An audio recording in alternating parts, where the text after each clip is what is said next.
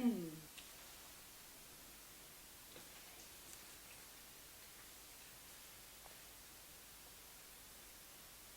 Hmm.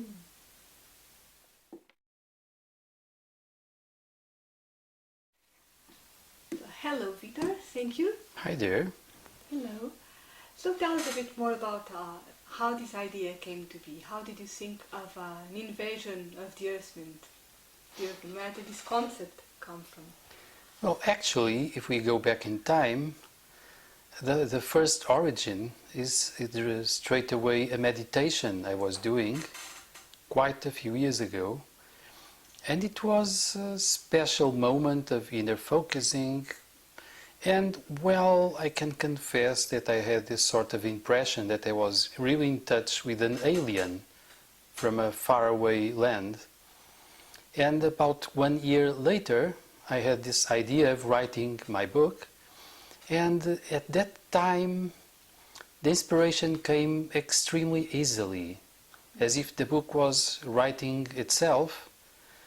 So the worlds, the ideas, even the plot was very easy to develop and to find. And it was a nice time of inspiration, so to say. At the same time, of course, I'm rather critic about our present-day society, and I was thinking exactly that if we go to a distant planet, probably we'll bring with us our own paranoia and all of our misdoings, so to say, so we'll be the invaders there. Probably it will not be so easy for them to welcome us. Although I don't really believe that this might happen while we are as we are. Listening to your description, I'm thinking that many people describe this book as very real, and that your descriptions of the environment are very, very accurate, as if people had been there. What can you comment about that? Well, I do believe that our psyche has many layers, and we might have all sorts of inner experiences even while we are asleep. And so what comes to my mind is that consciously, in my direct consciousness, I was only aware of this sort of subjective meeting with a supposed alien being, and the corresponding telepathic exchange and the corresponding kind of deep sharing. But later, I don't recall being there directly in that planet, but this could indeed be a sort of a memory, a little bit in the sense of a hidden unconscious memory of some actual experience. So I assume you believe and you think there are probably other humanities out there? Oh yes, I'm pretty convinced that we might find all sorts of humanities all around our galaxy and probably many other areas of the universe. And to me, humanity is not just about shape. It's about a state of being where we are self-aware. We can develop ourselves, we can work on ourselves, and we can eventually get in our right place in the universe.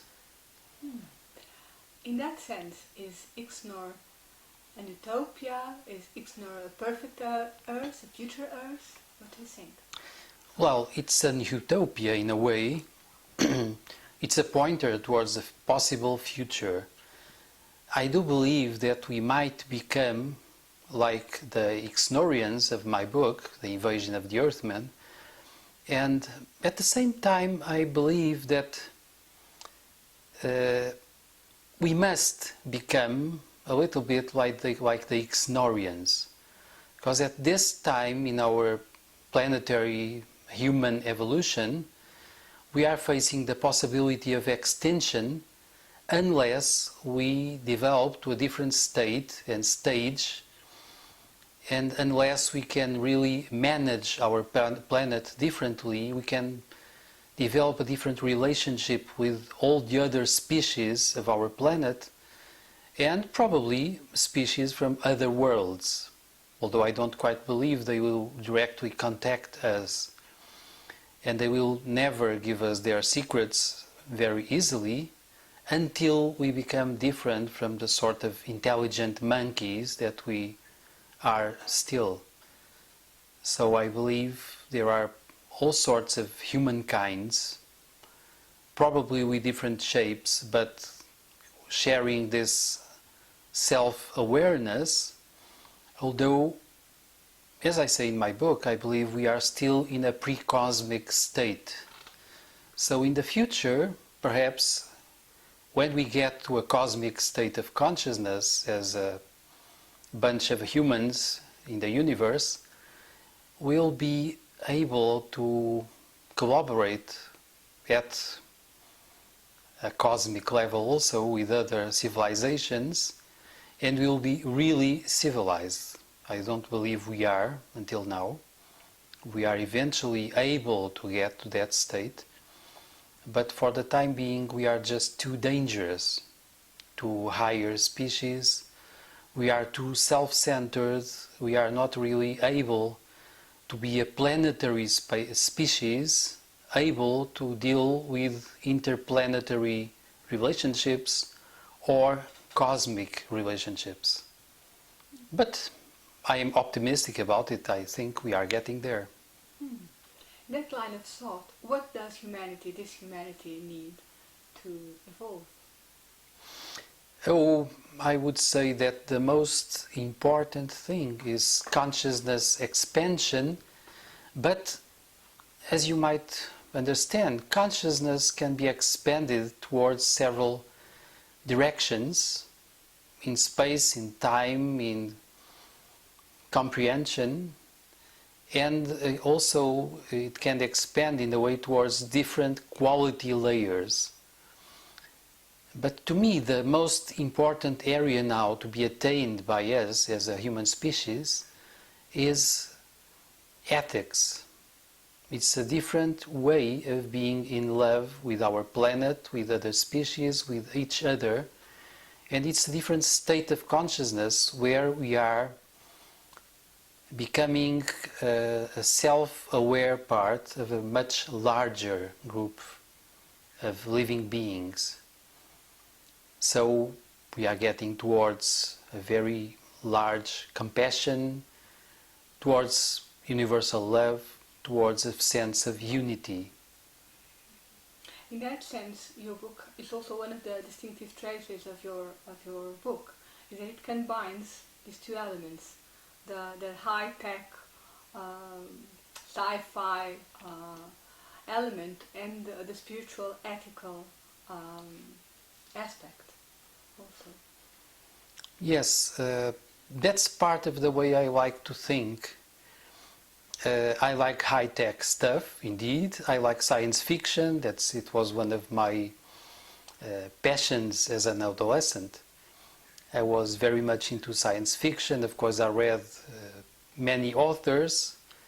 Namely, one of the most important to me was Heinlein with Strange in a Strange Land, or the History of the Future. Those were powerful works, in the same way as Dune from Frank Herbert. And I think high technology is something we don't want to discard, we don't want to get rid of it. The main thing is that we must find a different way to use it, to the benefit of all living beings, so in a not egoistic, self-centered way. But also, this high-tech and general science must be at the service of humans, and probably not just at the service of humans, perhaps at the service of a universal unfolding of evolution, of consciousness, of life. And so we must get into a much larger way of thinking and a different perception of ourselves as being parts of a much larger unity. Very well, thank you. So you were telling us about your interests. Can you tell us a bit more about yourself as a person? What would you like to Well, I would say I am a sort of an intelligent monkey trying to become something else.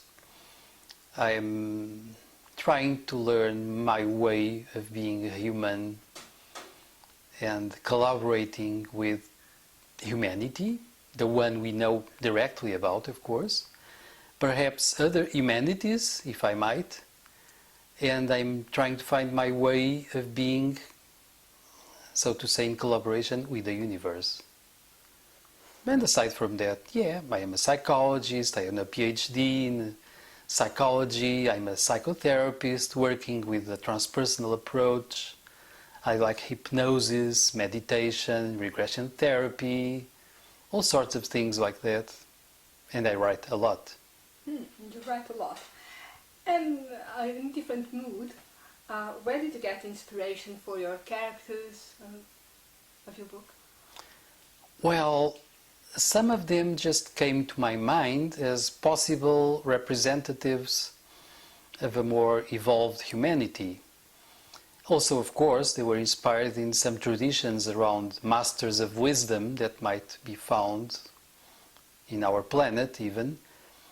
But also I got some inspiration, of course, within myself, my friends, my family, some close people. Very well. So let's do some casting. Let's try. Who do you think would make a good